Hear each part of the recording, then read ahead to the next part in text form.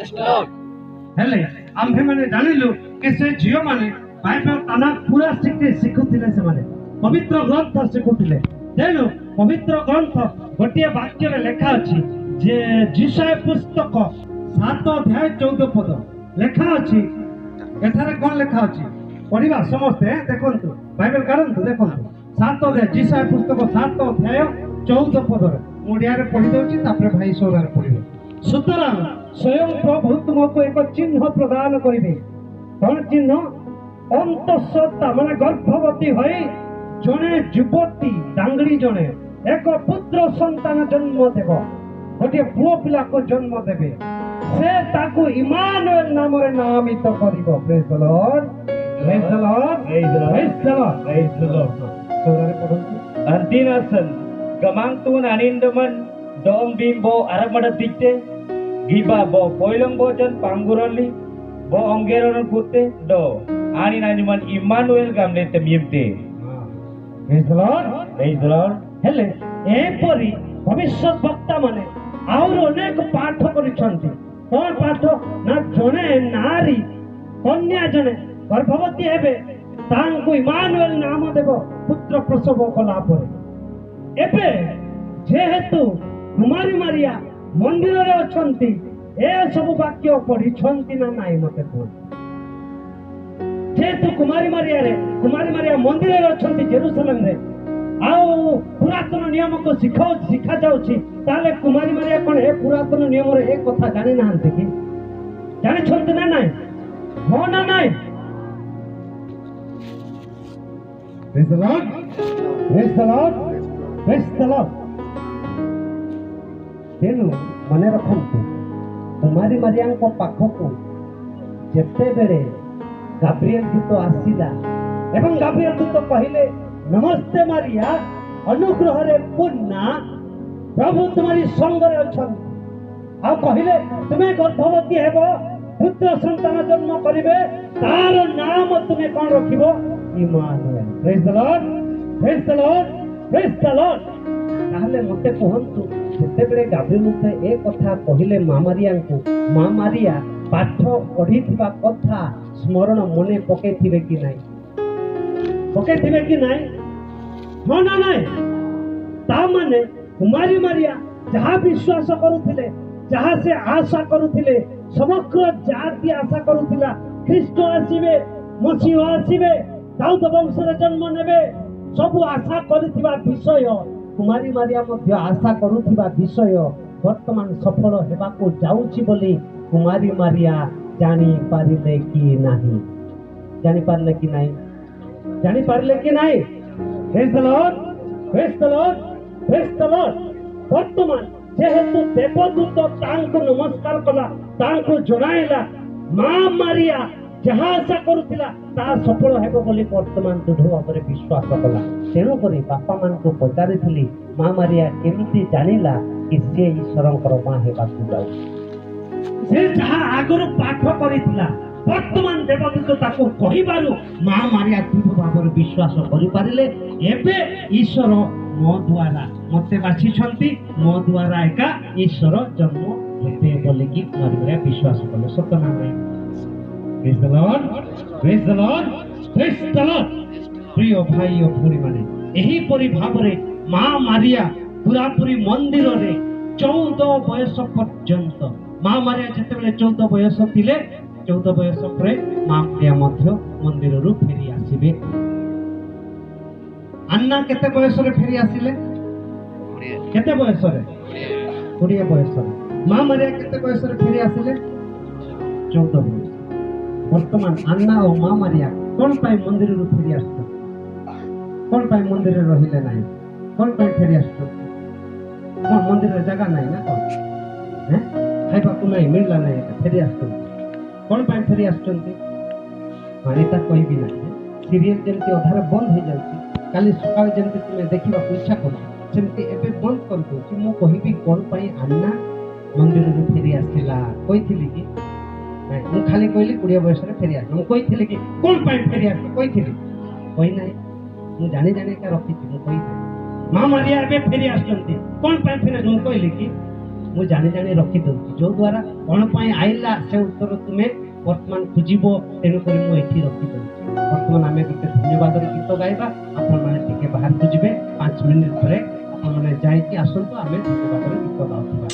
ଆଉ କ'ଣ ପାଇଁ ମୁଁ କହିଲି ନାହିଁ, ଆସିଲା ପରେ ଯେମିତି ତୁମେ ହଁ କ'ଣ ପାଇଁ ଆଇଲା ଆମକୁ କୁହ ବୋଲିକି ତୁମେ ଆଶା କରିବ, ସେଥିପାଇଁ ମୁଁ ବନ୍ଦ କରିଛି। ଭୁଲିବ ନାହିଁ ହେଲା। ପ୍ରେଜ୍ ଦ ଲର୍ଡ, ପ୍ରେଜ୍ ଦ ଲର୍ଡ। ଆମେ ଧନ୍ୟବାଦର ଗୀତ ଆମେ ଗାଇଲା ବେଳେ ଆପଣମାନେ ଯାଆନ୍ତୁ, ଆସିଲା ପରେ ମୁଁ କହିବି କ'ଣ ପାଇଁ ସେମାନେ ମନ୍ଦିରରେ ଜାଗା ନାହିଁ, ମୁଁ କହିବି। ପ୍ରେଜ୍ ଦ ଲର୍ଡ। ଆମେ ଗୀତ ହେଲା ବେଳେ ଆପଣମାନେ ଯାଆନ୍ତୁ, 5 ମିନିଟ୍ ବ୍ରେକ୍, ତାପରେ ଆସିବେ। ପୁଣି ଥରେ ଆରମ୍ଭ କରିବି। କ'ଣ ପାଇଁ କୁମାରୀ ମାରିଆ ଏବଂ ଆନ୍ନା ମନ୍ଦିରରୁ ସେମାନଙ୍କର ବୟସ ହେଲା ବେଳକୁ ସେମାନେ ମନ୍ଦିରରୁ ବହିଷ୍କୃତ ହେଲେ? ଲେବୀୟ ପୁସ୍ତକ 15 ଅଧ୍ୟାୟରେ ଆମେ ସୁନ୍ଦର ଭାବରେ ସେ କଥା ସବୁ ଆମେ ଦେଖିପାରିବା। ଲେବୀୟ ପୁସ୍ତକ 15 ଅଧ୍ୟାୟରେ ଆପଣମାନେ ଯଦି ପାଠ କରିବେ ସେଠାରେ ସୁନ୍ଦର ଭାବରେ ଏ କଥା ସବୁ ଅଛି। କ'ଣ ଅଛି ନା, ମା ମାନଙ୍କର, ଝିଅ ମାନଙ୍କର ଯେତେବେଳେ ମାସିକ ଋତୁସ୍ରାବ ଆରମ୍ଭ ହେବ, ମାସିକ ହେବ ଯୋଉଟା ଆମେ ଜାଣିଛୁ, ଋତୁସ୍ରାବ ଯୋଉଟା କହିବେ, ମାସିକିଆ ହେଲେ ସେମାନେ ଅଶୁଚି ବୋଲି ସେଇ ସମୟରେ ବିବେଚନା କରାଯାଉଥିଲା, ବିଶ୍ୱାସ କରାହଉଥିଲା। ସେମାନେ ଅଶୁଦ୍ଧ, ସେମାନେ ଶୁଦ୍ଧ ହେଲା ପରେ ପୁଣି ମନ୍ଦିରକୁ ଆସିପାରିବେ। ଲେବୀୟ ପୁସ୍ତକ 15 ଅଧ୍ୟାୟରେ ତାହା ଆମେ ଦେଖିପାରୁଛୁ। ପ୍ରେଜ୍ ଦ ଲର୍ଡ, ପ୍ରେଜ୍ ଦ ଲର୍ଡ, ପ୍ରେଜ୍ ଦ ଲର୍ଡ। ତେଣୁ ଯେତେବେଳେ ଆନ୍ନାଙ୍କର 20 ବୟସ ହେଇଛି, ହୁଏତ ଆନ୍ନା ତାଙ୍କର ମାସିକ ଆରମ୍ଭ ହେଲା, ତେଣୁକରି ଯାଜକ ମାନେ ଆନ୍ନାଙ୍କୁ ମନ୍ଦିରରେ ରଖିଲେ ନାହିଁ। ତାପରେ ମା ମାରିଆ ଯେତେବେଳେ 14 ବୟସ ହେଲାଣି, ତେଣୁ ଯାଜକ ମାନେ ମା ମାରିଆଙ୍କୁ ମନ୍ଦିରରେ ରଖିଲେ ନାହିଁ। ସେମିତି ଯେତେ ଝିଅ ମାନେ ସେଠି ପାଠ ପଢୁଥିଲେ, ସେମାନଙ୍କର ମାସିକ ହେଲେ ସେମାନଙ୍କୁ ମନ୍ଦିରରେ ରଖା ଯାଉନଥିଲା। ପ୍ରେଜ୍ ଦ ଲର୍ଡ। ସେମାନଙ୍କୁ ଘରକୁ ପଠା ହଉଥିଲା। ସେମାନେ ଶୁଦ୍ଧ ହେଲା ପରେ ପୁଣି ଫେରି ଆସୁଥିଲେ ମନ୍ଦିରକୁ, ମନ୍ଦିରରେ ପୁଣି ରହୁଥିଲେ। ସେମାନଙ୍କ ପାଇଁ ଗୋଟିଏ ଯୋଜନା ଥିଲା, କେମିତି କେତେ ସ୍ତ୍ରୀ ଲୋକମାନେ ମନ୍ଦିରରେ ଜୀବନ ସାରା ପର୍ଯ୍ୟନ୍ତ ସେମାନେ ରହିବେ, ମନ୍ଦିରରେ ଜୀବନ ସାରା କାର୍ଯ୍ୟ କରିବେ। ତାର ଯୋଜନା ମଧ୍ୟ ତାଙ୍କ ପାଖରେ ଥିଲା ଯିହୁଦୀ ଜାତିରେ। କେମିତି ଏମିତି ତାଙ୍କର ଗୋଟିଏ ଦର୍ଶନ ପାଇଁ, ନିୟମ ପାଇଁ ରଖିଥିଲେ। ଝିଅମାନେ ମାସିକ ହେଲେ ମନ୍ଦିରର ଚାରିପାଖ ସେମାନେ 7 ଥର ଘୁରିବେ। ତାଙ୍କର ନିୟମ କ'ଣ? ମନ୍ଦିର ଚାରିପାଖ 7 ଥର ଘୁରିବେ। 7 ଥର ଘୁରିଲା ବେଳେ ମନ୍ଦିର ଉପରେ ସଜା ହେଇଥିବା ଗୋଲାପୀ ରଙ୍ଗ, ସେ ରଙ୍ଗ ଭିତରେ ଅଛି ଗୋଲାପୀ ରଙ୍ଗର ଶାଢୀ କିମ୍ବା ଗୋଲାପୀ ରଙ୍ଗର କୌଣସି ଏ ପ୍ରକାର କନା ଉପରୁ ଖସି ପଡିବ। ଯୋଉ ଝିଅ ପାଖରେ ସେ କନା ପଡିବ, ସେ ଝିଅକୁ ଘରକୁ ପଠା ହେବ। କ'ଣ ପାଇଁ? ଈଶ୍ୱର ତାକୁ ବାଛିଛନ୍ତି ବୈବାହିକ ବନ୍ଧନରେ ବିବାହ ହେବା। ଯୋଉ ଝିଅ ମାନଙ୍କ ଉପରେ ସେଟା ପଡିବ ନାହିଁ, ସେମାନଙ୍କୁ ଘରକୁ ପଠା ହେବ ବିବାହ ପାଇଁ ନୁହେଁ, ଶୁଦ୍ଧ ହେଲା ପରେ ପୁଣି ଫେରି ଆସିବେ। ସେ ଝିଅ ମାନେ ବିବାହ କରିବେ ନାହିଁ, ସେମାନେ ମନ୍ଦିରରେ ପୁରାପୁରି ଜୀବନ ସାରା ରହିବେ। କ'ଣ କରନ୍ତି ମନ୍ଦିରରେ? ପ୍ରଥମତଃ ବାଇବେଲ ପଢିବେ, ପୁରାତନ ନିୟମ ପଢୁଥିଲେ। ଦ୍ୱିତୀୟତଃ ବେଦୀ ସେମାନେ ସଜାସଜି କାର୍ଯ୍ୟ କରୁଥିଲେ, ମନ୍ଦିର ସଫା କରିବା କାର୍ଯ୍ୟ କରୁଥିଲେ। ଆଉ ମନ୍ଦିରର ଚାରିପାଖ ଉପରେ ସେଇ ସମୟରେ ଜେରୁସାଲେମ ମନ୍ଦିରରେ ରାତି ହେଲେ ଦୀପ ଜାଳୁଥିଲେ। ସେ ସମୟରେ କାରେଣ୍ଟ ନଥିଲା, ତାଙ୍କର କାରେଣ୍ଟ ପରେ ଆମେ ସିନା ଏବେ କାରେଣ୍ଟ ଦ୍ୱାରା ଲାଇଟ୍ ଜଳଉଛୁ, ସେ ସମୟରେ ଲାଇଟ୍ ଦୀପ ଜଳେଇବ। ସେଟା କିଏ ଜଳେଇବ? ଏ ଝିଅ ମାନଙ୍କୁ ଦିଆଯାଉଥିଲା ଡ୍ୟୁଟି, ଦାୟିତ୍ୱ। ମନ୍ଦିରରେ ସେମାନେ ରାତି ହେଲେ ଦୀପ ଜଳେଇବେ, ସଫା କରିବେ। କାହିଁକି ମନ୍ଦିର ସଫା କରିବେ? ମନ୍ଦିରରେ ଅର୍ପଣ କରାଯାଉଥିଲା, ବଳି ଉତ୍ସର୍ଗ ହଉଥିଲା। ଛେଳି ମେଣ୍ଢା ଆଣି କାଟୁଥିଲେ ମନ୍ଦିର ମଧ୍ୟରେ। ତେଣୁକରି ଆମେ ଜାଣିଛୁ, ବାଇବେଲରେ ଆମେ ଶିଖିଛୁ, ଯୀଶୁଙ୍କୁ ଯେତେବେଳେ ମନ୍ଦିରରେ ବଳି ଉତ୍ସର୍ଗ କରିବା ପାଇଁ ନିଆଗଲା, ସେ ସମୟରେ ଯୋସେଫ ଗରିବ ଥିବାରୁ ସେ କପତ ଛୁଆ ନେଲା, ନାଇକି କପତ ନେଲା, 2ଟି କପତ। ଯୋଉମାନେ ଧନୀ ସେମାନେ ମେଣ୍ଢା ନେବେ, ସମର୍ପଣ କରିବେ, ମାନେ କାଟା ହବ, ସେଠି କଟା ଯିବ, ବଳି ଉତ୍ସର୍ଗ ଈଶ୍ୱରଙ୍କ ଠାରେ। ହେଲେ ସେ ସବୁ ରକ୍ତ ସବୁ ଲାଗିଥିବ, ମାଂସ ସବୁ ଲାଗିଥିବ, ସେଇଗୁଡ଼ା ସଫା ସଫି ପାଇଁ କିଏ ଥିଲେ? ଏ ଝିଅମାନେ। ମନ୍ଦିର ସଫା କରିବା ଦାୟିତ୍ୱ ତାଙ୍କର, ବେଦୀ ସଜେଇବା ତାଙ୍କ ଦାୟିତ୍ୱ, ଦୀପ ଜଳେଇବା ତାଙ୍କ ଦାୟିତ୍ୱ, ବାଇବେଲ ଶିକ୍ଷା ପାଠ ପଢିବା ତାଙ୍କର। ପ୍ରେଜ୍ ଦ ଲର୍ଡ, ପ୍ରେଜ୍ ଦ ଲର୍ଡ, ପ୍ରେଜ୍ ଦ ଲର୍ଡ। ସେମାନେ ଜୀବନ ସାରା ରହୁଥିଲେ ଯୋଉମାନଙ୍କୁ ଈଶ୍ୱର ବାଛୁନଥିଲେ ବିବାହ ପାଇଁ। ଈଶ୍ୱର କେମିତି ବାଛୁଥିଲେ ବିବାହ ପାଇଁ? 7 ଥର ଘୁରିଲା ବେଳେ ଗୋଲାପୀ ରଙ୍ଗର କନା ତାଙ୍କ ଉପରେ ପଡ଼ିଲେ ସେ ଝିଅ ବିବାହ ପାଇଁ ଈଶ୍ୱର ପ୍ରସ୍ତୁତ କରିଥିଲେ। ପ୍ରେଜ୍ ଦ ଲର୍ଡ। ମା ମାରିଆଙ୍କ ସହିତ 7 ଜଣ ଝିଅମାନେ ଥିଲେ। ହେଲେ ଏମିତି 7 ଥର ମନ୍ଦିର ଚାରିପାଖ ଘୁରିଲା ବେଳେ ମନ୍ଦିରରେ ସଜା ହେଇଥିବା ଗୋଲାପୀ ରଙ୍ଗର କନା ମା ମାରିଆଙ୍କ ଉପରେ ଖସି ପଡ଼ିଲା। ପ୍ରେଜ୍ ଦ ଲର୍ଡ। ଯାଜକମାନେ କହିଲେ, ଏବେ ଈଶ୍ୱର ଚାହାନ୍ତି ମା ମାରିଆ ବୈବାହିକ ବନ୍ଧନରେ ଆବଦ୍ଧ ହେବାର ଅଛି। ମା ମାରିଆ ବୈବାହିକ ବନ୍ଧନରେ ଆବଦ୍ଧ ହେବାର ଅଛି, ଈଶ୍ୱର ଚାହାନ୍ତି। ଗୋଟିଏ ଗୋଟିଏ ଆପଣମାନେ ଲେଖାରେ ଦେଖିବାକୁ ପାଇବେ, ଇତିହାସ ବହି ପୃଷ୍ଠାରେ ଗୋଟିଏ ଗୋଟିଏ ଲେଖାରେ ଆପଣମାନେ ଦେଖିବେ, କୁମାରୀ ମାରିଆ ଘରକୁ ପଠା ହେଲା। କୁମାରୀ ମାରିଆଙ୍କର ବାପା ମା ଅଛନ୍ତି, ଆନ୍ନା ଆଉ ଜୁଆଜୁ। କିନ୍ତୁ ମୁଁ ଯୋଉ ବହି ଯୋଉ ଲେଖା ଆପଣମାନଙ୍କୁ କହୁଛି ସେଠାରେ ଲେଖା ଅଛି କଣ? ମୁଁ ଯୋଉ ବହିରୁ ଲେଖିକି ଆପଣଙ୍କୁ ପଢିକି କହୁଛି ସେ ବହି ଆପଣମାନଙ୍କୁ ସରେଇଲା ପରେ କହିବି ମୁଁ କୋଉଠୁ ପାଇଲି। ଆପଣମାନଙ୍କୁ ତାହା କହିବି। ମୁଁ ଯୋଉଠୁ ପାଇଲି ଲେଖା ଅଛି କଣ? କୁମାରୀ ମାରିଆଙ୍କ ସେଇ ସମୟରେ ବାପା ମା ନାହାନ୍ତି, ମରି ଯାଇଛନ୍ତି। କୁମାରୀ ମାରିଆ ମନ୍ଦିର ଆସିଲା ପରେ ବାପା ମାଙ୍କୁ ଦେଖି ନାହାନ୍ତି। ତାଙ୍କର ଏମିତି ନିୟମ ଅଛି, ଯେତେବେଳେ 3 ବୟସ 4 ବର୍ଷ ଝିଅ ମାନଙ୍କୁ ମନ୍ଦିରରେ ସମର୍ପଣ କଲା ବେଳେ ମନ୍ଦିରର ପାହାଚ ଅଛି, ଜେରୁସାଲେମ ମନ୍ଦିରର ପାହାଚ ହିନ୍ଦୁ ମାନଙ୍କର ଯେମିତି 22 ପାହାଚ, ସେମିତି ସେ ଆମର ଜେରୁସାଲେମ ମନ୍ଦିର ପାହାଚ ଅଛି। ସେ ପାହାଚରେ ଏ ଝିଅ ମାନେ ଚଢିବେ, ଚଢି ଚଢି ଯିବେ। ଯଦି ସେମାନେ ଘୁରି ଚାହିଁଲେ ତାହେଲେ ସେମାନେ ମନ୍ଦିରରେ ରହିବା ପାଇଁ ଯୋଗ୍ୟ ନାହିଁ, ଘରକୁ ଫେରିବେ। ଯୋଉ ଝିଅ ମାନେ ଘୁରିକି ନ ଚାହିଁ ସିଧା ମନ୍ଦିରକୁ ଯିବେ ତାହେଲେ ସେମାନେ ଈଶ୍ୱରଙ୍କ ପାଇଁ ମନୋନୀତ।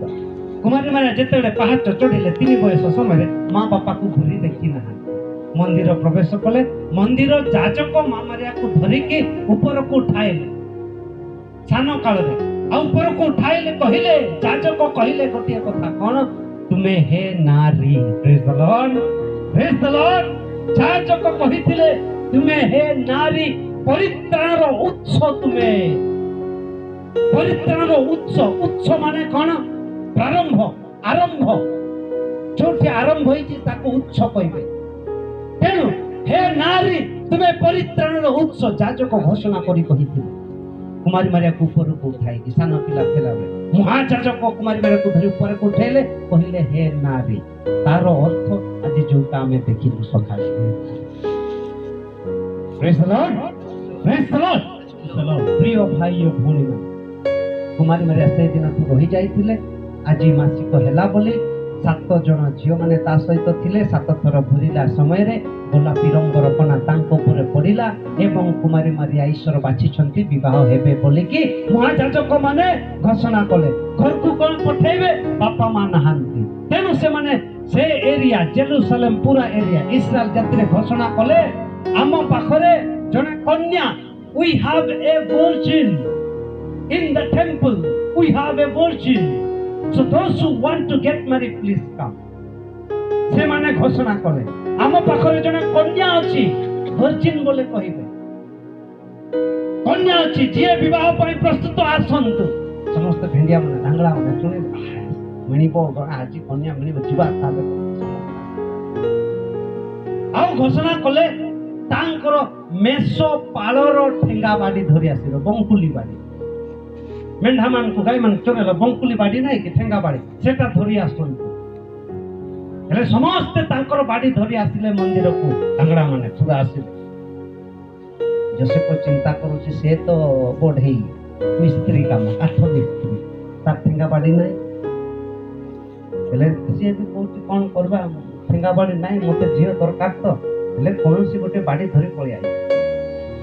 ଗୋଟେ ବାଡି ପାଇଲା, ସେ ଆସିଛି, ସେ ମତେ ଝିଅ ଦରକାର, ମନ୍ଦିରକୁ ଆସିଛି। ଯାଜକ ମାନେ କହିଲେ ଯେତେ ଜଣ ଆସିଛ ତୁମର ଠେଙ୍ଗା ବାଡି ଏଠି ରଖ, ସାମ୍ନାରେ ରଖ। ବେଦୀ ସମ୍ମୁଖରେ ରଖ। ସମସ୍ତେ ରଖିଲେ। ତାପରେ ଯାଜକ ମାନେ ପ୍ରାର୍ଥନା କଲେ, ଆଶୀର୍ବାଦ କଲେ। ସେ ସମୟରେ କହିଲେ, ଯାଜକ ମାନେ କହିଲେ, ଜଣେ ପରେ ଜଣେ ତୁମର ବାଡ଼ି ଧରି ନେବା ପାଇଁ। ସେ ବାଡ଼ି ଧରୁ ଧରୁ ଯୋଉ ଯାହାଙ୍କର ବାଡ଼ିରେ ହେବ ଫୁଲ ଆସିବ, ପତ୍ର ଆସିବ, ହେଲେ ସେ ଲୋକକୁ ଏକା ଆମେ ଈଶ୍ୱର ବାଛିଛନ୍ତି ବୋଲି ଜାଣିପାରିବା ଏବଂ ଆମ ପାଖରେ ଯୋଉ କନ୍ୟା ଅଛି ମା ମାରିଆ ତାକୁ ପ୍ରଦାନ କରିବା। ପ୍ରେଜ୍ ଦ ଲର୍ଡ, ପ୍ରେଜ୍ ଦ ଲର୍ଡ, ପ୍ରେଜ୍ ଦ ଲର୍ଡ। ସୁବିଧା ନାହିଁ, ଏତେ ସୁବିଧା ନାହିଁ ନାଇଁ କି? ମା ମାରିଆକୁ ପାଇବା ପାଇଁ ଏତେ ସୁବିଧା କି ନାଇଁ? ବିଶ୍ୱାସର ସହିତ ଯୋଉ ବାଡ଼ି ମା ମାରିଆକୁ ପାଇବା ହେଲେ ସେ ବାଡ଼ିରେ ଫୁଲ ଆସିବାର ଅଛି, ପତ୍ର ଆସେ। ମଲା ବାଡ଼ିରେ କିଆଡେ ଫୁଲ, କୁଆଡେ ଫୁଲ ଆଇବ? ଏ ଶୁଖିଲା ବାଡ଼ିରେ ଫୁଲ ଆଇବ? ହସ କଥା ନାଇଁ। ହେଲେ ସମସ୍ତେ ଜଣେ ପରେ ଜଣେ ବାଡ଼ି ଧରିଲେ, କାହାରି ଫୁଲ ହେଲା ନାହିଁ, ପତ୍ର ଆସିଲା ନାହିଁ। ଯୋସେଫ ଡରୁଛି, ତାର ତ ବାଡ଼ି ନାହିଁ, ଆଉ କାହାର ବାଡ଼ି କୋଉଠି ପାଇଛି ଧରି ଆଇଛି। ଯାଜକ ମାନେ କହିଲେ, ଯୋସେଫ ଏଟା ତୋର ବାଡ଼ି କି? ହଁ ନେଇଯା। ଆଉ କାହାରି ହେଲା ନାହିଁ, ତୁ ବି ନେଇଯା। ଆଉ କଣ କରିବା, ଆମର କନ୍ୟା ଥାଉ, ଈଶ୍ୱର ବାଛି ନାହାନ୍ତି, ଆଉ ନେଇଯା। ଯୋସେଫ ଡରି ଡରି ନେବା ପାଇଁ ବାଡ଼ି ଧରି ଆଇଲା। ବାଡ଼ି ଧରିଲା ଯେତେବେଳେ ଉପରକୁ ଉଠାଉ ଉଠାଉ ସେ ବାଡ଼ିରେ ଫୁଲ ହେଲା, ପତ୍ର ଆଇଲା। କି ଫୁଲ? ଲିଲି ଫୁଲ। ପ୍ରେଜ୍ ଦ ଲର୍ଡ, ପ୍ରେଜ୍ ଦ ଲର୍ଡ, ପ୍ରେଜ୍ ଦ ଲର୍ଡ। ଯାଜକ ମାନେ ଈଶ୍ୱରଙ୍କ ସ୍ତୁତି ପ୍ରଶଂସା କଲେ। ଯୋସେଫକୁ କହିଲେ, ଆଜି ଈଶ୍ୱର ତୋ ପାଇଁ କନ୍ୟା ଅଛି। ଈଶ୍ୱର ଆମକୁ ଦେଖେଇଲେ ତୋତେ ଏକା ଏ କନ୍ୟା ଈଶ୍ୱର ତୋ ପାଇଁ ମନୋନୀତ କରିଛନ୍ତି। ଯୋସେଫଙ୍କୁ ଆଣିଲେ, କୁମାରୀ ମାରିଆକୁ ଆଣିଲେ। ସେଠାରେ ତାଙ୍କର ବାଧ୍ୟତା ହେଲା, ଗଣ୍ଠି ବନ୍ଧା ହେଲା। କୋଉଠି? ମନ୍ଦିରରେ। ଆପଣମାନେ ଜାଣିଥିଲେ ଯୋସେଫ କୋଉଠି ଗଣ୍ଠି ବନ୍ଧା ହେଲା? କୁମାରୀ ମାରିଆଙ୍କର କୋଉଠି ଗଣ୍ଠି ବନ୍ଧା ହେଲା ଜାଣିଛନ୍ତି? ପ୍ରେଜ୍ ଦ ଲର୍ଡ। ପାଠ କରିବା ଲୁକ୍ ଲିଖିତ ସୁସମାଚାର ଏକ ଅଧ୍ୟାୟ ପାଠ କରିବା। ଆସନ୍ତୁ ଲୁକ୍ ଲିଖିତ ସୁସମାଚାର, ଚାଲନ୍ତୁ ଲୁକ୍ ଲିଖିତ ସୁସମାଚାର ମାନେ ପାଠ କରିବା। ଏକ ଅଧ୍ୟାୟ 26 ପଦରୁ ଯେତେବେଳେ ପାଠ କରିବା, 26 ଏବଂ 27 ପଦ ଗୋଟେ ପାଠ କରିବା। ପାଠ କରନ୍ତୁ, ମୁଁ ଓଡ଼ିଆରେ ପ୍ରଥମ କହିବି, ତାପରେ ପାଠ କରିବା। ଲୁକ୍ ଲିଖିତ ସୁସମାଚାର ଏକ ଅଧ୍ୟାୟ 26-27। Look chapter 1 verse 26 and 27। ଏଠାରେ ଲେଖା ଅଛି, ଷଷ୍ଠ ମାସରେ ଦେବଦୂତ ଗାବ୍ରିଏଲ ଗାଲିଲିର ନାଜରେଥ ନାମକ ଗୋଟିଏ ସହରକୁ ଦାବିଦ ବଂଶଜ ଯୋସେଫ ନାମକ ଜଣେ ପୁରୁଷ ସହ ଗଣ୍ଠି ବନ୍ଧା ହେଇଥିବା ଜଣେ କୁମାରୀଙ୍କ ପାଖକୁ ଦେବଦୂତ ଆସିଲେ। କୁମାରୀଙ୍କ ନାମ ଥିଲା Maria. bar turu angge adili nana Galili abo gelan Nazaret ajimam bo poilong boy amang ban Gabriel pislian gitu amang seringan apa dili anta poilong boy Daudon ategalingam bo manran Joseph ajimam para asi rumbin garboy ganap rindeli bar pun poilong boy jan ajiman Mary. Praise the Lord. Praise the Lord. ଆମେ ପଢିଲୁ Gabriel ଦୂତ ଆସିଲା ଜଣେ କୁମାରୀ ପାଖକୁ, ଯିଏ ଯୋସେଫଙ୍କ ସହିତ ଗଣ୍ଠି ବନ୍ଧା ହେଇଥିବା ନାରୀ ପାଖକୁ, ଝିଅ ପାଖକୁ। ଆମେ ପଢିଲୁ କି ନାହିଁ? ହେଲେ ଆମେ କେବେ ପଚାରିଥିଲୁ ଏ କୁମାରୀ ମାରିଆ ଯୋସେଫ କେବେ ଗଣ୍ଠି ବନ୍ଧା ହେଲା? ଜାଣିଥିଲୁ? ଲେଖାଇଛି କି ଯୋସେଫ କୁମାରୀ ମାରିଆ ସେଇଦିନ ସେଇଠି ଏମାନେ ଗଣ୍ଠି ବନ୍ଧା ହେଲା, ଭୋଜି ଭାତ ଖାଇଲେ ବୋଲି ଲେଖାଇଛି। କିନ୍ତୁ ଲେଖାଇଛି କଣ? ଗାବ୍ରିଏଲ ଦୂତ ଜଣେ କୁମାରୀଙ୍କ ପାଖକୁ ଆସିଛନ୍ତି, ଯୋଉ କୁମାରୀ ଯୋସେଫଙ୍କ ସହିତ ଗଣ୍ଠି ବନ୍ଧା ହେଇଥିଲା। ହଁ ନା ନାଇଁ? ହେଲେ କେବେ ଗଣ୍ଠି ବନ୍ଧା ହେଇଥିଲା? ଆଜି ଯୋଉଟା ମୁଁ କହିଲି ନା, ଯାଜକ ମାନେ ଆନାଉନ୍ସ କରିଥିଲେ, ଘୋଷଣା କରିଥିଲେ, ଯୋଉ ଯୁବକ ମାନେ ନାରୀକୁ ଆମର କନ୍ୟାକୁ ବିବାହ କରିବେ ଆସ। ଯୋସେଫ ମଧ୍ୟ ଆସିଥିଲା। ତେଣୁ ତାଙ୍କ ବାଡ଼ିରେ ଯୋସେଫଙ୍କ ବାଡ଼ିରେ ଲିଲି ଫୁଲ ଆଇଲା ବୋଲିକି ଯାଜକ ମାନେ କୁମାରୀ ମାରିଆ ଏବଂ ଯୋସେଫଙ୍କୁ ସେଇଠି ଗଣ୍ଠି ବନ୍ଧା ଦେଇଥିଲେ। ଏଇଟା ଲେଖା ହେଇନାହିଁ, କିନ୍ତୁ ଲେଖା ହେଇଛି କଣ? ଦେବଦୂତ କୁମାରୀଙ୍କ ପାଖକୁ ଆସିଥିଲେ। କେବେ ଆସିଲେ ମୁଁ କହୁଛି ବର୍ତ୍ତମାନ। ଗଣ୍ଠି ବନ୍ଧା କଥା ଜାଣିଲ କି ନାଇଁ? ହଁ ନା ନାଇଁ? ଏବେ ଯୋସେଫ କୁମାରୀ ମାରିଆଙ୍କୁ ନେଲା। ଯୋସେଫ ନେଲା, କାହା ପାଖକୁ ନେବ, କୋଉଠି ନେବ? ବିବାହ ହେଇନାହିଁ, ଗଣ୍ଠି ବନ୍ଧା ହେଇଯାଇଛି। ମନେ ରଖ, ବିବାହ ହେଇନାହିଁ, ଗଣ୍ଠି ବନ୍ଧା ବାଗ୍ଦତ୍ତା ହେଇଛି। ଯୋସେଫ କୁମାରୀ ମାରିଆକୁ ନେଲା। যে জাতিরে যেতে পর্যন্ত বিবাহ হই নাই সেতে পর্যন্ত ସେମାନେ ପାଖରେ ରହିବେ ନାହିଁ। ଆଜିକାଲି ତ ଗଣ୍ଠି ବନ୍ଧା ହେଉନୁ ଆମର ପୁଅ ଝିଅ ତାଙ୍କର ସାଙ୍ଗେ ମାନେ ରହିଯାଉଛନ୍ତି। ତାଙ୍କର ସବୁବେଳେ ଝିଅ ଘରେ ଏକା ଥିବ। ଆଜିକାଲି ବିବାହ ହେଇନି ମଧ୍ୟ ଥିବ ଆକା। ଆଉ ନଥିଲେ ମଧ୍ୟ ଯାହା କହିଲେ ଯିବ ଆଉ 2 ଦିନ ପରେ ଆଉ ଫେରି ଆଇବ। ଆମ ଧାଙ୍ଗଡ଼ା ମାନେ କଣ ପାଇଁ ସେମିତି କରୁଛନ୍ତି? ଆମେ ଅପେକ୍ଷା କର ନାଇଁ କି? ଅପେକ୍ଷା କର।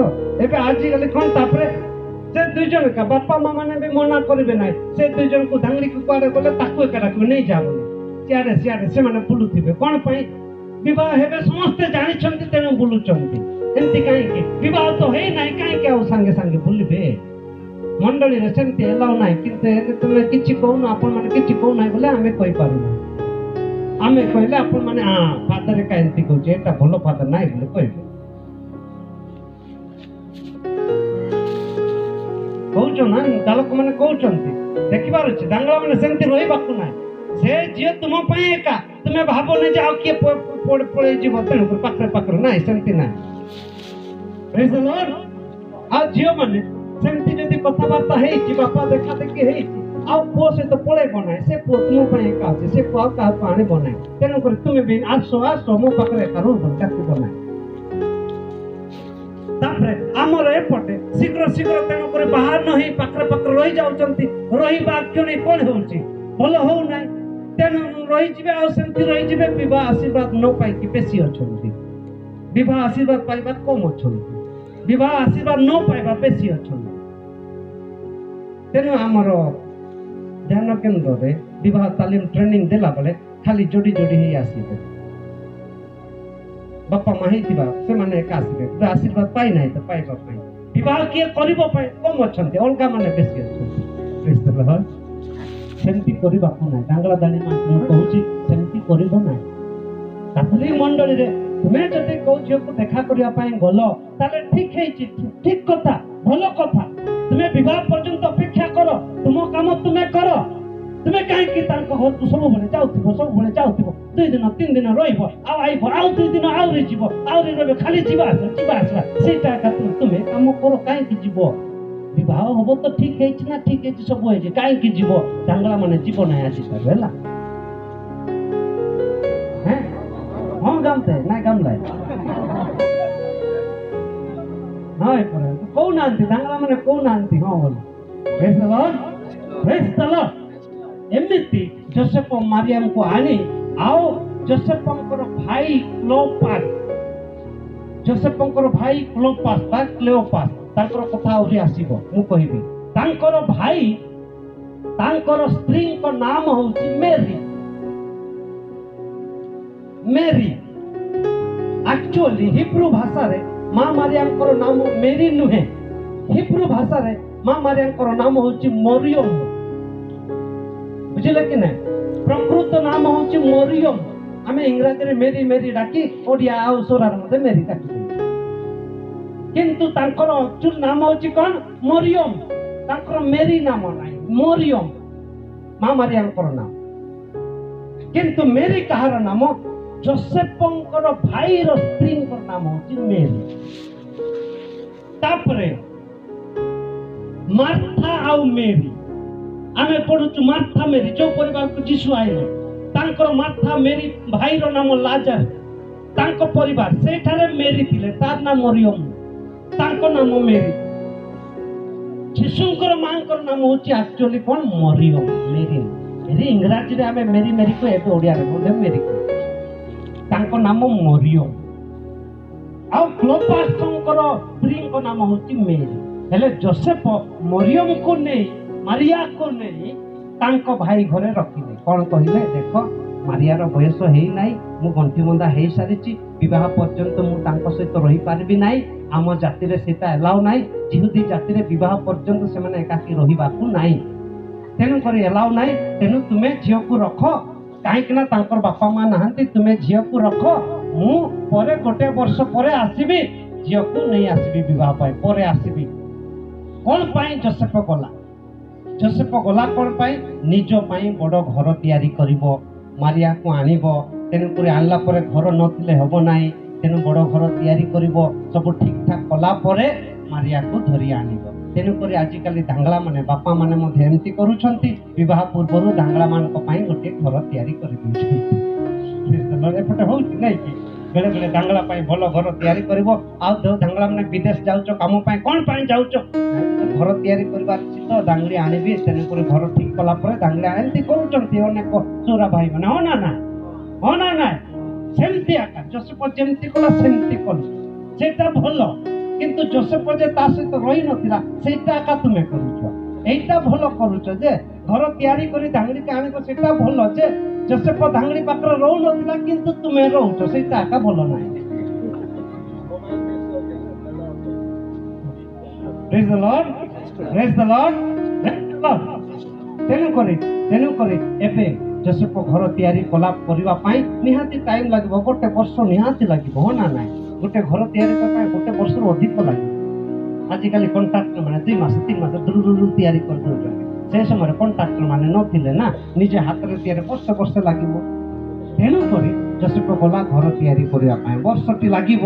କୁମାରୀ ମାରିଆକୁ 14 ହେଇଥିଲା, 15 ହେଲାନି। 15 ବୟସ ସରିଲା, ଗୋଟେ ବର୍ଷ ସରିଲା, ଯାହା କୁମାରୀ ମାରିଆକୁ ନିହାତି 16 ହେଇଥିବ। କିନ୍ତୁ ସେ ଭିତରେ କୁମାରୀ ମାରିଆକୁ 15 ହେଇଛି। କୁମାରୀ ମାରିଆ ଏ ଘରେ ଅଛନ୍ତି, ଯୋସେଫ ଯାଇଛି ଘର ତିଆରି କରିବା ପାଇଁ। ସେ ସମୟରେ କଣ ହେଇଛି? 6ଠ ମାସରେ ଗାବ୍ରିଏଲ ଦୂତ ଗାଲିଲିର ନାଜରେଥ ନାମକ ସହରକୁ ଦାବିଦଙ୍କ ବଂଶ ଯୋସେଫ ନାମକ ଜଣେ ପୁରୁଷ ଥିବା ସହିତ ବାଧ୍ୟତା ହେଇଥିବା ସହିତ ଜଣେ କୁମାରୀଙ୍କ ପାଖକୁ ଦେବଦୂତ ଆସୁଛନ୍ତି ବୋଲି ଆମେ 1 ଅଧ୍ୟାୟ ଲୁକ୍ ଲିଖିତ ସୁସମାଚାର 26ରେ ପାଠ କରୁଛୁ। ଏହି ସମୟରେ ପ୍ରେଜ୍ ଦ ଲର୍ଡ, ପ୍ରେଜ୍ ଦ ଲର୍ଡ, ପ୍ରେଜ୍ ଦ ଲର୍ଡ। এই সমୟରେ ଗାବ୍ରିଏଲ ଦୂତ ଆସୁଛନ୍ତି। ଦେଖା ଦେଇ ଗାବ୍ରିଏଲ ଦୂତ କୁମାରୀ ମାରିଆଙ୍କୁ କହିଲେ, କୁମାରୀ ମାରିଆ ହଁ ବୋଲି କହିଲେ, ୟେସ୍ ସବୁ ହେଲା। କୁମାରୀ ମାରିଆ ହଁ କହିଲେ, ମୁଁ ଯୀଶୁଙ୍କୁ ଦାନ ଦେବି। କୁମାରୀ ମାରିଆ ମଧ୍ୟ ଶୁଣିଲେ, କଣ ଶୁଣିଲେ? ତାଙ୍କର ଆତ୍ମୀୟ ଏଲିଜାବେଥ ସିଆଡେ 6ଠ ମାସ ଚାଲିଛି। ତେଣୁ କୁମାରୀ ମାରିଆ ତାଙ୍କର ମାନେ କଣ ଦେଢଶୁର ହବ ନା ଶାଶୁ ଶ୍ୱଶୁର ହବ, ଯୋସେଫର ଭାଇ ଶ୍ୱଶୁର ହବ ନା ଦେଢଶୁର ହବ, କଣ ହବ ନାଇଁ କି? ନହେଲେ ସାନ ହେଇଥିଲେ ଦିଅର ହବ ନାଇଁ କି? ତାଙ୍କୁ କହିଲା ମୁଁ ଯାଉଛି, କୁଆଡେ? ଜୁଦିଆକୁ ଯାଉଛି। କଣ ହେଲା? ଏଲିଜାବେଥ ସିଆଡେ ଗର୍ଭବତ ହେଇଛି, ସେଠି ଯିବାର ଅଛି, ମତେ ଦେଖିବାର ଅଛି। ହେଲେ ଯୋସେଫଙ୍କୁ କହିବୁ ନାହିଁ? ନାଇଁ, କହିବା ଦରକାର ନାହିଁ, ମୁଁ ଯାଉଛି ଆଜି ଏକା। କୁମାରୀ ମାରିଆ ସାଙ୍ଗେ ଦେବଦୂତଙ୍କର କଥାରେ ସେ ବାହାରି ପଡିଲା ଜୁଦିଆ। ଯୋସେଫ ଇଆଡେ ଘର କରିବା ପାଇଁ ଯାଇଛି, ଜୁଦିଆକୁ ବାହାରି ପଡିଲା। କୁମାରୀ ମାରିଆ ସେଇଠି କେତେ ମାସ ରହିଲେ? 3 ମାସ ରହିଲେ। କୁମାରୀ ମାରିଆ ଗଲା ବେଳେ କହିଲା, ଏଲିଜାବେଥ ଏଲିଜାବେଥ ପାର୍ଟି କରୁଥିଲା ନାଇଁ କି? ଏଲିଜାବେଥ ବୋଲି ପାର୍ଟି କରୁଥିଲା। ଏଲିଜାବେଥ କିଏ? ତାଙ୍କର ଆତ୍ମୀୟ। ଏଲିଜାବେଥଙ୍କର କେତେ ମାସ ହେଇଛି? 6ଠ ମାସ ହେଇଛି। ଆମେ ବହିରେ ପଢୁଛୁ, ମୁଁ ବେଶୀ କଥା କହୁନି, ଜଲ୍ଦି ସରିବା ପାଇଁ ଚେଷ୍ଟା କରୁଛି। 6ଠ ମାସ ହେଇଛି, ଆମେ ପଢୁଛୁ ନାଇଁ କି? ଏଲିଜାବେଥ ଗର୍ଭବତୀ ହେବା ନ ଆସିବା ସମୟରେ ଜିଖରିୟ ତାର ହଜବେଣ୍ଡ ମନ୍ଦିରକୁ ପ୍ରାର୍ଥନା ପାଇଁ ଗଲାବେଳେ ଦେବଦୂତ ଗାବ୍ରିଏଲ ଦୂତ ସେମାନଙ୍କୁ ମଧ୍ୟ ଦେଖା ଦେଇ ଜିଖରିୟକୁ କହିଥିଲେ ଏଲିଜାବେଥ ମଧ୍ୟ ଗର୍ଭବତୀ ହେବ ବୋଲି। ହଁ ନା ନାଇଁ? ଜିଖରିୟ ଯେହେତୁ ବିଶ୍ୱାସ କରିନଥିଲା, ଜିଖରିୟ ଯେତେ ପର୍ଯ୍ୟନ୍ତ ଯୋହନ ଜନ୍ମ ହେଇନାହିଁ, ଜିଖରିୟ କଥା କହିପାରୁଥିଲା କି ନାଇଁ? କୁମାରୀ ମାରିଆ ଯେତେବେଳେ ଆସିଲା, ଏଲିଜାବେଥ ଏଲିଜାବେଥ ଗୋଟିଏ ବୁଢାକୁ ଦେଖିଲା। ଏଲିଜାବେଥ କାଇଁ? ବୁଢା କଣ କହିଲା? ଯା ଭିତରକୁ ଯା, ସେଇଠି ଅଛି ଏଲିଜାବେଥ ବୋଲି କହିଲା ନାଇଁ କି? ବୁଢା କହିବ ନାଇଁ କି? ଘର ସାମ୍ନାରେ ଜିଖରିୟ ଥିଲା। ହେଲେ ଏଲିଜାବେଥ ମା ମାରିଆ ପଚାରିଲେ, ଏଲିଜାବେଥ କାହାନ୍ତି? ମୁଁ ତାଙ୍କୁ ଦେଖା କରିବା ପାଇଁ ଆସିଛି। ଦୂତ ମତେ କହିଲେ, କଣ କହିଲେ ନା ଏଲିଜାବେଥ 6ଠ ମାସ ହେଇଛି, ତେଣୁକରି ମୁଁ ଦେଖା କରିବା ପାଇଁ ଆସିଛି। ଏଲିଜାବେଥ କାଇଁ? ଜିଖରିୟ ଦେଖି ବେଶୀ ଖୁସି ହେଲା। ହଁ, କୁମାରୀ ମାରିଆ ଝିଅ ଆଇଲୁ, ଆସେ ଆସେ ଆସେ। ଘର ଭିତରେ ଏଲିଜାବେଥ ଅଛି ବୋଲି ଡାକି ନେଲା ନାଇଁ? କହି ଡାକି ନେଲା ନାଇଁ କି? କହିବ ନାଇଁ କି? ତୁମେ ବୋଲ, ତୁମେ କହିବ ନାଇଁ ଝିଅ ଆଇଲୁ, କହିବ ନାଇଁ କି? କହିଲା କି? ବୁଝିପାରୁଛୁ ନା ମୋ କଥା? ମୁଁ ଟିକେ ଉଲ୍ଟା ପଲ୍ଟା ଲୋକ, ତେଣୁକରି ଏମିତି କହୁଛି। ଜିଖରିୟ ମନ୍ଦିରରେ ପୂଜାର୍ଚ୍ଚନା କଲାବେଳେ ଗାବ୍ରିଏଲ ଦୂତ କହିଲେ, ଯୋହନ ଆସିବ, ତୁମ ସ୍ତ୍ରୀ ଗର୍ଭବତୀ ହେବ। ଜିଖରିୟ କହିଲେ, କେମିତି ହେବ? ବିଶ୍ୱାସ କଲେ ନାହିଁ। ତେଣୁ ଦେବଦୂତ କଣ କହିଲେ? ଯୋହନ ଜନ୍ମ ହେବା ପର୍ଯ୍ୟନ୍ତ ତୁମେ ମୂକ ରହିବ। ହେଲେ କେମିତି କଥା କହିବ କୁମାରୀ ମାରିଆ? ମୁଁ ଟିକେ ଉଲ୍ଟା ପଲ୍ଟା କହୁଛି ଆପଣ ଟିକେ ଚିନ୍ତା କର ନାଇଁ କି ହଁ ନା ନାଇଁ ଭଲ ଲାଗୁଛି ନା ମୋର କଥା ନା ବିଜା ଲାଗୁଛି ହେଲେ ଚିଖରିଆ କଥା କହିପାରୁଥିଲା କି ନାଇଁ କେମିତି କଥା କହିବ ଜହନ ତ ଜନ୍ମ ହେଇନାହିଁ ନା ଜହନ ଜନ୍ମ ହେବା ପର୍ଯ୍ୟନ୍ତ ଚିଖର ମୁଖ ଥିଲା କୁମାରୀ ମାନେ ଯେତେବେଳେ ପଚାରିଲା ଏଲିଜାବେଥ କାହିଁ ଚିଖରିଆ କଣ କହିଥିବ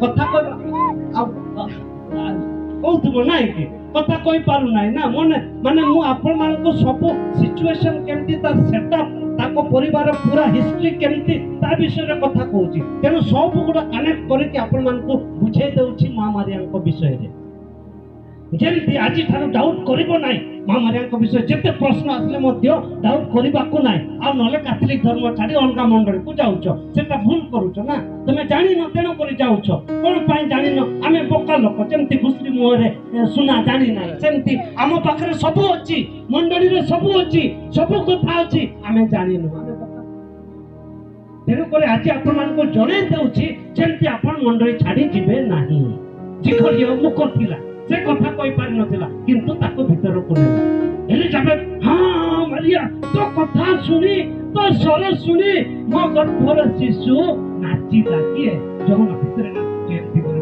ଚାକିଆ ଡିଜେ ଆଜିକାଲି ଡିଜେ ନାଚ ନାହିଁ କି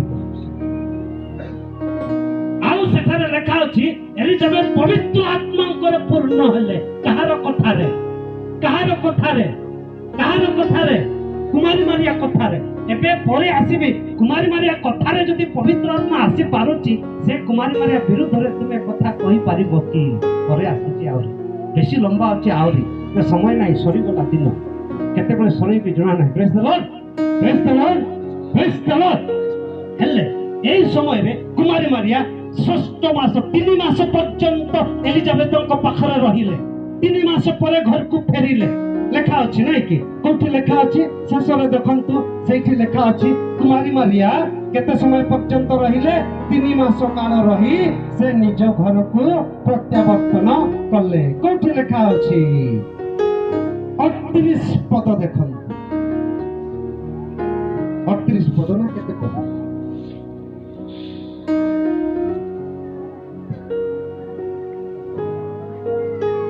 ଦେଖନ୍ତୁ 1 ଅଧ୍ୟାୟ 56 ପଦ 56 କୁମାରୀ ମାରିଆ କେତେ ସମୟ ଏଲିଜାବେଥଙ୍କ ସହିତ କହିଲେ 1 ଅଧ୍ୟାୟ 56 ଲେଖା ଅଛି 3 ମାସ ଧରି ମାରିଆ ରହିଲେ ତାପରେ ସେ ନିଜ ଘରକୁ ପ୍ରତ୍ୟାବର୍ତ୍ତନ କଲେ ସୌରରେ ପଢି ଦିଅନ୍ତୁ ସେଠି ଅଛି Bar Merin Elisabeth tra yagianga embri dekonde kulin anin asin damban dayak hetin ଏବେ ଯଦି 3 ମାସ ରହିଲେ ଏଲିଜାବେଥଙ୍କର କେତେ ମାସ ଥିଲା କୁମାରୀ ମାରିଆ ଆସିଲେ କେତେ ମାସ ଥିଲା 6 ମାସ ଥିଲା 3 ମାସ ହେଲେ କେତେ ମାସ ହେବ 7 8 9 ହେବ 9 ମାସ ହେଲେ ଏଲିଜାବେଥ ଜନ୍ମ ଦେଲା କାହାକୁ ଜହନଙ୍କୁ କିଏ ଥିଲା ପାଖରେ ସଫା କରିବା ପାଇଁ ସଫା ସୁତରା କରିବା ପାଇଁ ଭାତ ରାନ୍ଧି ଦେବା ପାଇଁ କାମ କରିଦେବା ପାଇଁ କିଏ ଥିଲା ପିଲା ଜନ୍ମ ହେଲା ବେଳେ ସଫାସଫି କାମ ପାଇଁ ଆଜିକାଲି ତ କିଏ ରହିବ ନର୍ସ ମାନେ ଅଛନ୍ତି ହସ୍ପିଟାଲରେ ସବୁ କାମ କରିଦେବେ ସେ ସମୟ ହସ୍ପିଟାଲ ନଥିଲା ନା ଆଗରେ ଆମେ ମଧ୍ୟ ଆମ ଅଞ୍ଚଳରେ ବୁଢୀ ମାନେ ଥିଲେ ନାଇଁ କି ବୁଢୀ ସେମାନଙ୍କୁ କୁହାଯାଉଥିଲା ଜନ୍ମ ହେଲେ ସେମାନେ ଯିବେ ଲୁଗା ସଫା କରିବେ ସଫାସଫି କରିବେ ସେମାନେ କି ବୁଢୀ କହୁଥିଲେ ସୁଦୁଡି ହଁ କଣ ସୁରୁଡିୟ ହଁ ସେମାନେ ସେମିତି କାମ କୁମାରୀ ମାରି ଆଜି କରୁଛି କୁମାରୀ ମାରି ଆଜି କରୁଛି ଏଲିଜାବେଥ ଜନ୍ମ ଦେଲା 9 ମାସ ହେଲା ବେଳକୁ କାହିଁକି ନା 3 ମାସ ରହିଲା 6 ମାସ ହେଲା ବେଳେ ଯାଇଥିଲା 3 ମାସ ରହିଲା ମାନେ 9 ମାସ ହେଲା ଜନ୍ମ ଦେଲା କୁମାରୀ ମାରିଆ ସେ ସୁରୁଡିୟ କାମ କରୁଛି ସବୁ ସଫାସଫି କାମ ସବୁ କଲା ପରେ ତାପରେ ହିଁ ସେ ଘରକୁ ଫେରୁଛି ପ୍ରେଜ୍ ଦ ଲର୍ଡ ପ୍ରେଜ୍ ଦ ଲର୍ଡ ପ୍ରେଜ୍ ଦ ଲର୍ଡ କୁମାରୀ ମାରିଆ କେତେ ସୁନ୍ଦର କାମ କରିଛନ୍ତି ଯେତେବେଳେ 3 ମାସ ହେଇଯାଇଛି କୁମାରୀ ମାରିଆ 3 ମାସ ହେଲେ ଧୀରେ ଧୀରେ ପଡିବ ନାହିଁ ପଟ ପଡିବ ନାହିଁ କାଲି ହଠାତ୍ ଜଣା ପଡିବ ନାହିଁ କିନ୍ତୁ 3 ମାସରେ ଟିକେ ପଡିବ ନାହିଁ ଫେରିଲା ବେଳେ ଘରକୁ ଫେରିଲା ବେଳେ ନିହାତି ସେ କ୍ଲୋପାସ୍ ମାନେ ଯୋସେଫର ଭାଇ ଆଉ ତାଙ୍କ ସ୍ତ୍ରୀ ମେରୀ ସେମାନେ ଦେଖିଥିବେ 3 ମାସ ପରେ ଫେରିଛି 15 ବୟସର ଝିଅ 3 ମାସ ପରେ ଫେରିଛି କୁଆଡେ ଯାଇଥିଲୁ ଏଇଟା କଣ କୁଆଡେ ଯାଇଥିଲୁ 3 ମାସ ଧରି ବାହାରେ ରହିଲୁ ଏମିତି ଅବସ୍ଥାରେ ଫେରି ଆଇଛୁ ଯୋସେଫ ଜାଣିଲେ କଣ କହିବ ତୁ ଜାଣିଛୁ ନା 3 ମାସ ହେଇଯାଇଛି ନା। ଯୋସେଫ ଜାଣିଲେ କଣ କହିବ, ତୁ ଏମିତି ଧରି ପଳେଇ ଆସୁଛୁ, ତେଣୁ କରି ଏକା ତୁ ଯାଉଥିଲୁ ପୁରା ବାହାରକୁ। ଆମେ କଣ ଝିଅ ମାନଙ୍କୁ ଗାଡ଼ି କରି କଣ ହେଲେ ସେମାନେ କହିଲେ ଜଲ୍ଦି ଜଲ୍ଦି ଯୋସେଫକୁ ଜଣାଅ। ସେମାନେ କହିଲେ ଆରେ ତାର ଭାଇ ଅଛି। କ୍ଲୋପାସ କହିଲେ ଯୋସେଫ ଆସ, କଣ ହେଇଛି ଆମେ ଜାଣିନୁ, ତୁ ଏକା ବୁଝେ ଆ ତୁ ତତେ କହି ଦେଖେଇବୁ ବୋଲେ। ଯୋସେଫ କଣ ହେଲା ମାରିଆକୁ, କଣ ହେଲା କହୁଛି ଧାଇଁ ଆସିଛି। ଦେଖିଲା ବେଳକୁ ଯୋସେଫ ନିହାତି ଡାଉଟ୍ କଲା ନା, କହିଲା କଣ ମାରିଆ, ତୋତେ ଆଣିଲି କେତେ ତୋତେ ରଖିଲି ଏଇଠି, ଆଉ ଏବେ ଅବସ୍ଥା କଣ ହେଇଛି? ମାରିଆ କହିଲେ ଯୋସେଫ ତୁମେ ଦୁଃଖ କର ନାହିଁ, ଏଟା ପବିତ୍ର ଆତ୍ମାଙ୍କ ଶକ୍ତିରେ ହେଇଛି। ହେଲେ ଯୋସେଫ କିଛି କଥା ନ କହି ବାହାରିଲା ବେଳେ ସେମାନଙ୍କୁ କହିଲେ, କ୍ଲୋପାସ ମେରିକୁ କହିଲେ ଗୋଟେ କାମ କର, ମୁଁ ଏ ଝିଅକୁ ପ୍ରସ୍ତ୍ରଘାତ କରିବି ନାହିଁ। ଯଦି ଝିଅ ବିବାହ ନ ହେଇ ଯଦି ଗର୍ଭବତୀ ହଉଛି, ଜିହୁଦୀ ମାନେ ତାକୁ ପଥରରେ ମାରିଦେବେ ଜୀବନ। କେବେ ମାରିବେ? ଯେତେ ପର୍ଯ୍ୟନ୍ତ ଯୋସେଫ ଲୋକମାନଙ୍କୁ କହି ନାହିଁ। ଯୋସେଫ ଯଦି କହିବ ଦେଖ ମୁଁ ଏ ଝିଅର ବାଗ୍ଦତ୍ତା ହେଇଛି, ମୋ ସହିତ ସହବାସ କରି ନାହିଁ, ଆଉ କୋଉ ପୁଅ ସହିତ ସହବାସ କରିକି ଗର୍ଭବତୀ ହେଇଛି, ଚାଲ ମାରିବା କହିଲେ ସମସ୍ତେ ମାରିବେ। ଯୋସେଫ କହିଲେ ମୁଁ ମାରିବି ନାହିଁ। ଯଦି ଯୋସେଫ ମନା କରିବ, ଲେଖା ଅଛି ଯୋସେଫ ଗୁପ୍ତରେ ତାକୁ ଛାଡ଼ିଦେବା ପାଇଁ ନିଷ୍ପତ୍ତି ନେଲା। ଲେଖା ଅଛି ଗୁପ୍ତରେ ଛାଡ଼ିଦେବା ପାଇଁ ଲେଖା ଅଛି। ହଁ ନା ନାଇଁ? ହଁ। ଏବେ ଯଦି ଗୁପ୍ତରେ ଛାଡ଼ିଦେବ, କୁମାରୀ ମାରିଆ ଗର୍ଭବତୀ ହେବା କଥା ଲୋକମାନେ ଜାଣିବେ ନାହିଁ କି? ଯଦି ଜାଣିବେ ତାକୁ ପଥରରେ ମାରିବେ ନାହିଁ କି? ଯୋସେଫ କେମିତି କହିଲା କି ମୁଁ ଗୁପ୍ତରେ ତାକୁ ଛାଡ଼ିଦେବି, ମୁଁ ତା ସହିତ ରହିବି, ମୁଁ କିଛି କହିବି ନାହିଁ, ତାକୁ ତା ବାଟରେ ଯାଉ, ହେଲେ କିଏ ମାରିବେ ନାହିଁ। କେମିତି ଯୋସେଫ କହିପାରୁଛି? ଯୋସେଫ ଛାଡ଼ିଦେଲେ ମଧ୍ୟ ସେ ଗର୍ଭବତୀ ହେବା କେହି ଜାଣିବେ ନାହିଁ କି?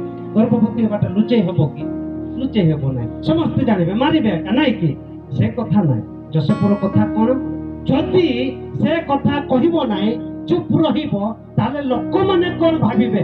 ହଁ ଯୋସେଫ ଏକା ତ ଆମେ ଜାଣିଛୁ ସେ ବାଗ୍ଦତ୍ତା ହେଇଛି, ତେଣୁ ଯୋସେଫ ଏକା ହେଇଥିବ, ତେଣୁ ଲୋକମାନେ ମାରିଆକୁ ପଥରରେ ମାରିବେ ନାହିଁ। ଯୋସେଫର କେତେ ସୁନ୍ଦର ବୁଦ୍ଧି, ହଁ ନା ନାଇଁ? ତେଣୁ କରି ଗତକାଲି ମୁଁ ଯଜ୍ଞରେ ପଚାରିଲି, ଧର୍ମ ଗ୍ରନ୍ଥରେ ବାଇବେଲରେ ସବୁଠାରୁ ଧାର୍ମିକ ବ୍ୟକ୍ତି କିଏ? ସାଧୁ ଯୋସେଫ। ପ୍ରେଜ୍ ଦ ଲର୍ଡ। ଗତକାଲି ତାଙ୍କର ପର୍ବ, ଆଜି ତା ବିଷୟରେ ମଧ୍ୟ ଆମେ ଶୁଣିବାକୁ ପାଉଛୁ। ସେ ଧାର୍ମିକ, ସେ ଜାଣିଛି ଲୋକମାନେ କୁହନ୍ତୁ ମୋ ବିଷୟରେ, ମୋ ଦ୍ୱାରା ହିଁ କୁମାରୀ ମାରିଆ ଗର୍ଭବତୀ ହେଇଛି ବୋଲି କୁହନ୍ତୁ, ମୁଁ କିନ୍ତୁ ଚୁପ ରହିବି, ଏ ମାରିଆକୁ ଏ ପିଲାକୁ